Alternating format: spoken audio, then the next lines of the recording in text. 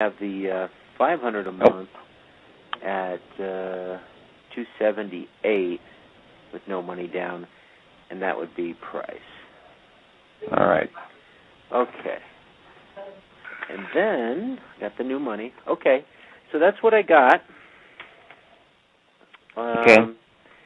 Now, this is Sam, and what type of property is this? This is a residential house in a nice neighborhood with a pool and two-car garage, and he lives there right now. You want some more background on him?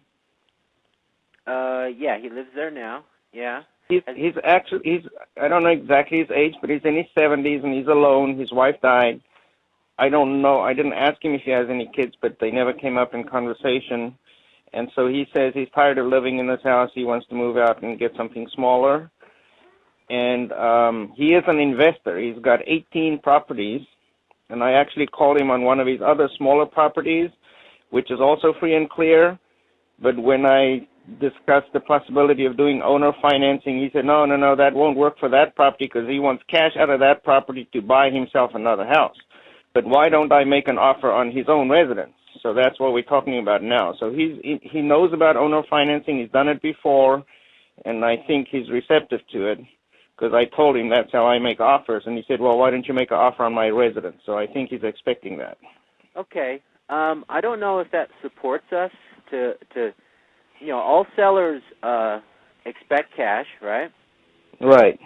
And it's always good to kind of build some rapport, build some value, demonstrate that we understand his position, right, his needs, and then say, okay, let me show you how I can get you the most for the house, right? Right. So, and the number that he has in his head, he says he wants at least $220,000 for the house. That's a number that he's stuck on. So okay. He's working around that number. All right. Is that what he thinks it's worth? That's what he says he wants to sell for no less than that. Okay. One of the questions I like to ask is, what do you think it's worth? Yeah. And so if he thinks it's worth $178, for example, and he wants $220, that's good to know, Yeah. But I usually don't talk to a seller about terms until I'm presenting offers. Yeah. Does that make sense? Yeah. Okay.